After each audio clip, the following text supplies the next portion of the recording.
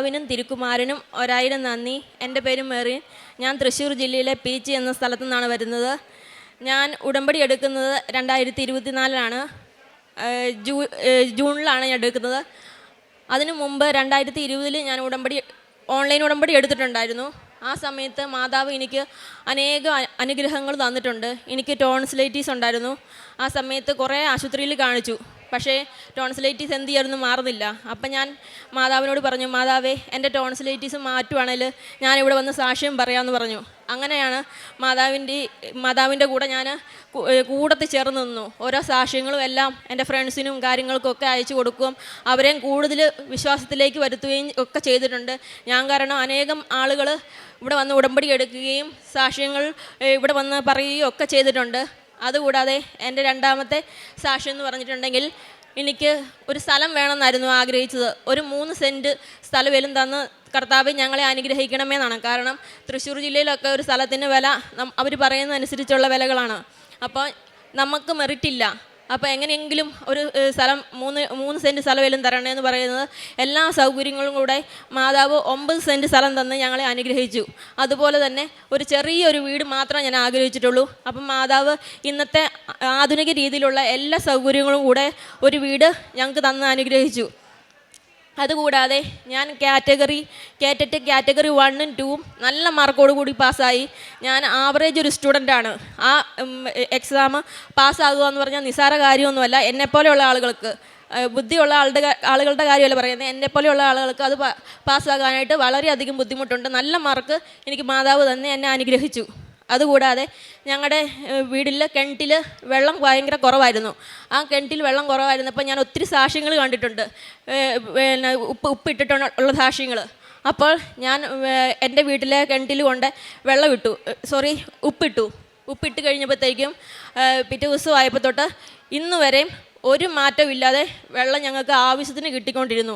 അതിനു മുമ്പ് വരെ അടുത്തുള്ള വീട്ടിൽ നിന്നായിരുന്നു ഞങ്ങൾ വെള്ളം മേടിച്ചുകൊണ്ടിരുന്നത്. ഇപ്പം അത് കഴിഞ്ഞാൽ പിന്നെ ഒരു ബുദ്ധിമുട്ടും ഞങ്ങൾക്ക് ഉണ്ടായില്ല. ആവശ്യത്തിന് മിച്ചെന്ന് പറയാൻ ഞങ്ങൾക്ക് വെള്ളം മാതാവ് തന്ന് ഞങ്ങളെ അനുഗ്രഹിച്ചിട്ടുണ്ട്.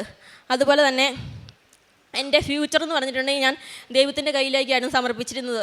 എന്നെക്കൊണ്ട് തന്നെ ഓരോ കാര്യങ്ങളായിട്ടും ഇപ്പം ഞാൻ MA ചെയ്തുകൊണ്ടിരിക്കുകയാണ്. 2 പിള്ളേരും കൊണ്ടിരിക്കുക.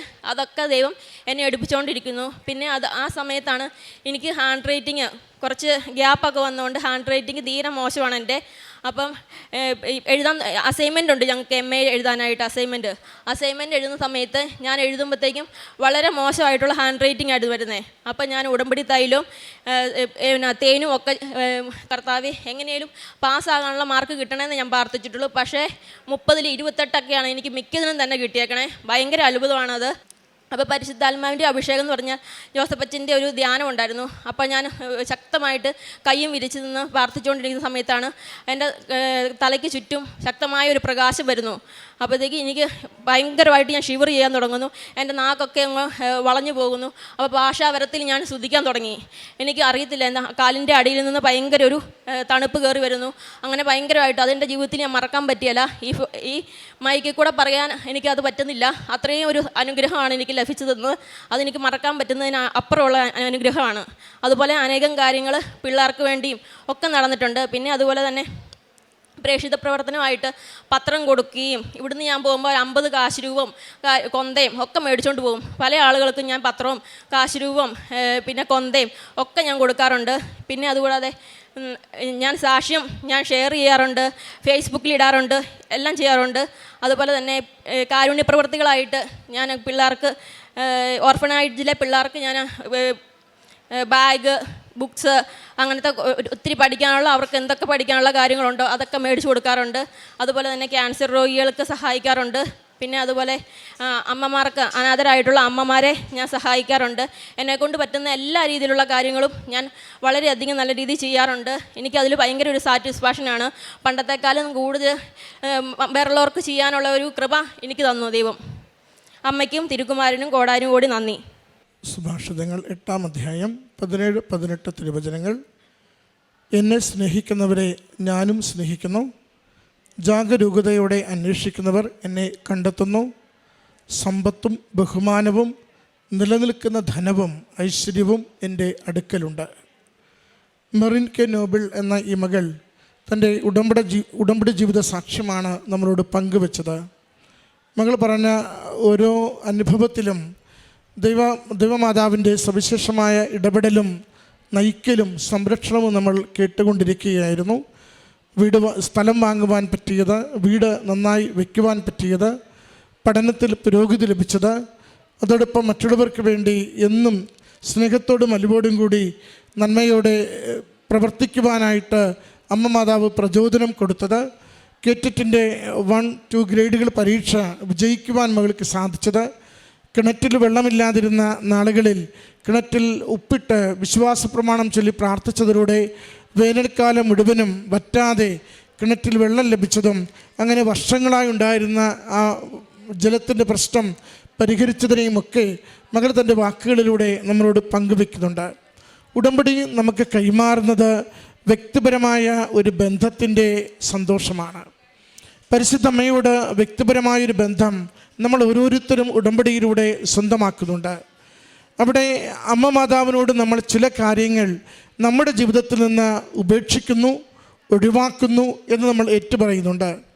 അതോടൊപ്പം അമ്മയുടെ കരങ്ങളിൽ നമ്മുടെ ജീവിതത്തിന് അനിവാര്യമായ ചില നന്മകൾ, അനുഗ്രഹങ്ങൾക്ക് വേണ്ടിയുള്ള നിയോഗങ്ങൾ നമ്മൾ സമർപ്പിക്കുകയും ചെയ്യുന്നു.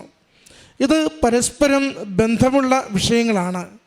നമ്മൾ അമ്മയോട് പറഞ്ഞിരിക്കുന്ന, ഒഴിവാക്കുമെന്ന് പറഞ്ഞിരിക്കുന്ന നിബന്ധനകൾ നമ്മൾ എന്തൊക്കെയാണോ പാലിക്കുമെന്നും എന്തൊക്കെയാണോ ഒഴിവാക്കുമെന്നും സൂചിപ്പിച്ചിരിക്കുന്നത്, അവയോട് നമ്മൾ പുലർത്തുന്ന ജീവിത പെരുമാറ്റം എങ്ങനെയാണ്?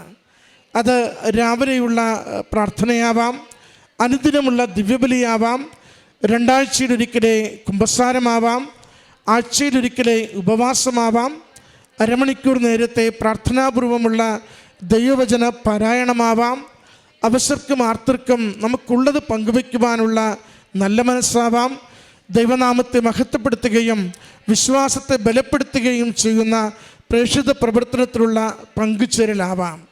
ഇത് നാം ചെയ്തുകൊള്ളാമെന്ന് അമ്മയുടെ തിരുസന്നിധിയിൽ ഏറ്റുപറയുന്ന കാര്യങ്ങളാണ്. അതുപോലെ പാപമേഖലകൾ, തഴക്കദോഷങ്ങൾ, മറ്റുള്ളവരുടെ എന്തെങ്കിലും കൈവശപ്പെടുത്തുന്ന ജീവിത രീതികൾ, അതെല്ലാം വെറുത്തുപേക്ഷിക്കുമെന്ന് നമ്മൾ വാക്ക് കൊടുക്കുന്നുണ്ട്. ഇത് രണ്ടും നമ്മളോട് ബന്ധപ്പെട്ടിരിക്കുന്നവയാണ്. ഇവയോട് നാം പുലർത്തുന്ന സത്യസന്ധത, ദൈവക്കണ്ണുകളിൽ നമ്മൾ ദൈവത്തോട് വിശ്വസ്തരാണെന്ന് പറയുവാൻ വേണ്ടി നാം നടത്തുന്ന പരിശ്രമങ്ങൾ, അതാണ് ഉടമ്പടി നിയോഗങ്ങൾ നമുക്ക് വേഗം അനുഗ്രഹമാക്കി നൽകുന്നതിന് കാരണമാവുക. നാം കാണുന്നുണ്ട്, ജീവിതത്തിൻ്റെ വ്യത്യസ്തമായ മേഖലകളെയാണ് ഓരോരുത്തരും ഈ സാക്ഷ്യങ്ങളായി ഇവിടെ അടയാളപ്പെടുത്തുന്നത്. ഒരാൾ ഉപ്പിട്ട് പ്രാർത്ഥിക്കുമ്പോൾ അത് പരീക്ഷയ്ക്കുള്ള പഠന വിജയമാകുന്നു. മറ്റൊരാൾ ഉപ്പിട്ട് പ്രാർത്ഥിക്കുമ്പോൾ അത് കിണറ്റിൽ വെള്ളം വർദ്ധിച്ചുകൊണ്ട് ജല സ്കേഴ്സിറ്റി കുറയ്ക്കുന്ന വിഷയമാകുന്നു. മറ്റൊരാൾ ഉപ്പിട്ട് പ്രാർത്ഥിക്കുമ്പോൾ ഏറെ വർഷങ്ങളായി വിറ്റുപോകാതിരുന്ന സ്ഥലം വിൽക്കുന്നതിന് കാരണമാകുന്നു. മറ്റൊരാൾ ഉപ്പിട്ട് പ്രാർത്ഥിക്കുമ്പോൾ വിദേശത്തേക്ക് പോകുവാനുള്ള വിസ തടസ്സവും പ്രോസസ്സിലെ ലാഗിങ്ങും മാറിക്കിട്ടി പോകുവാൻ പറ്റുന്നു. എല്ലാവരും ഉപയോഗിച്ചത് ഉപ്പാണ്. എന്നാൽ ഉപ്പ് ഇവരുപയോഗിക്കുമ്പോൾ ഇവരുടെ മനസ്സിൽ, ഇവരുടെ ആത്മാവിൽ, ഇവരുടെ പ്രാർത്ഥനയിൽ ഒന്ന് പറയുന്നുണ്ട്: ഇതെൻ്റെ അമ്മ മാതാവിൻ്റെ സാന്നിധ്യത്തിനും ഇടപെടലിനും വേണ്ടി ഞാൻ പ്രയോഗിക്കുന്നതാണ്. എൻ്റെ അമ്മയുടെ ഇടപെടൽ എൻ്റെ പ്രാർത്ഥനയോട് ചേരുന്നതിന് വേണ്ടി ഞാൻ പ്രയോഗിക്കുന്നുവെന്ന് സാക്ഷ്യപ്പെടുത്തുന്നുണ്ട്. അതുകൊണ്ടാണ് പഴയ നിയമത്തിലും പുതിയ നിയമത്തിലും ഉപ്പിനെക്കുറിച്ച് വളരെ കാര്യമായി തന്നെ ഈശോ പറയുന്നുണ്ട്. പഴയ നിയമത്തിൽ ദൈവത്തിൻ്റെ ഇടപെടലുകളും നമുക്ക് തരുന്നുണ്ട്.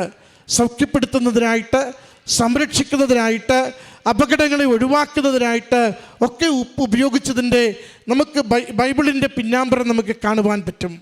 പ്രിയമുള്ളവരെ, നമ്മൾ ഒരു നേർച്ച വസ്തു ഉപയോഗിക്കുന്നു, പ്രയോഗിക്കുന്നു എന്നതിൻ്റെ അർത്ഥം നമ്മൾ നമ്മുടെ ജീവിത വിഷയത്തിലേക്ക് ഏറ്റവും ശക്തമായി ദൈവം ഇടപെടുന്നതിന് വേണ്ടി ദൈവ സാന്നിധ്യം ഉറപ്പുവരുത്തുന്നു എന്നാണ്. ഞാൻ അംഗീകരിക്കുന്നു, ഇത് ദൈവികമായ ശക്തി പ്രവർത്തിക്കുവാൻ ഇതെനിക്ക് സഹായകരമാകുമെന്ന് ഞാൻ ഇത് വിശ്വസിക്കുന്നു. ഞാനിത് എന്നെ തന്നെ എളിമപ്പെടുത്തിക്കൊണ്ട് എൻ്റെ യുക്തിക്കതീതമായി എൻ്റെ ദൈവത്തിൻ്റെ ജീവിതത്തിൽ ഞാൻ ഇടം കൊടുക്കുമ്പോൾ എൻ്റെ ദൈവം അസാധ്യമായത് സാധ്യമാക്കും വിധം എൻ്റെ ജീവിതത്തോട് സംവേദിക്കും, സംസാരിക്കുമെന്ന്. അതാണ് ഈ അൾത്താരയിൽ വന്ന് ഓരോ മക്കളും തൈലം ഉപയോഗിച്ചു, ഉപ്പ് ഉപയോഗിച്ചു, കാശുരൂപം കയ്യിൽ കൊണ്ടുപോയി. അപ്പോഴെൻ്റെ ജീവിത വിഷയങ്ങൾക്ക് എൻ്റെ അമ്മ മാതാവ് പരിഹാരം തന്നുവെന്ന് പറയുമ്പോൾ ഞാൻ ഈ ആലയത്തിൽ പ്രത്യക്ഷപ്പെട്ട അമ്മയെ എൻ്റെ ജീവിതത്തോട് ചേർത്ത് ഓൺ ചെയ്തു, സ്വന്തമാക്കി, മറ്റുള്ളവരുടെ മുമ്പിൽ പരസ്യമായി ഏറ്റുപറയുവാൻ തയ്യാറായി. അതെൻ്റെ ജീവിത വിഷയങ്ങൾക്ക് ദൈവനാമത്തെ മഹത്വപ്പെടുത്തിയത് കൊണ്ട് എൻ്റെ ജീവിതത്തിൻ്റെ പ്രശ്നങ്ങൾ പരിഹരിക്കുന്നതിന് കാരണമാകുന്നുവെന്ന്. അതാണ് ഈ എൽത്താരയിൽ പറയുന്ന ഓരോ സാക്ഷ്യത്തിനും നേർച്ച വസ്തുക്കൾ ഉപയോഗിക്കുന്നതിന് അവർ പറയുന്നതിൻ്റെ അടിസ്ഥാനവും ആത്മാവും. ഈ മകൾക്ക് ലഭിച്ച ഈ അനുഗ്രഹങ്ങൾക്ക് അമ്മ മാതാവിനും തിരുക്കുമാരനും നന്ദി പറഞ്ഞുകൊണ്ട് കരങ്ങളടിച്ച് ഈ സാക്ഷ്യം സമർപ്പിക്കും. അത്യപൂർവ ദൈവാനുഭവങ്ങൾ ഇനി നിങ്ങൾക്കും സ്വന്തം. ഈ യൂട്യൂബ് ചാനൽ ഇതുവരെ സബ്സ്ക്രൈബ് ചെയ്തിട്ടില്ലെങ്കിൽ ഇപ്പോൾ തന്നെ സബ്സ്ക്രൈബ് ചെയ്യുക. ഈ വീഡിയോ ഇപ്പോൾ തന്നെ നിങ്ങളുടെ സുഹൃത്തുക്കൾക്ക് ഷെയർ ചെയ്തുകൊണ്ട് കർത്താവിൻ്റെ പ്രേക്ഷിതരാകുക.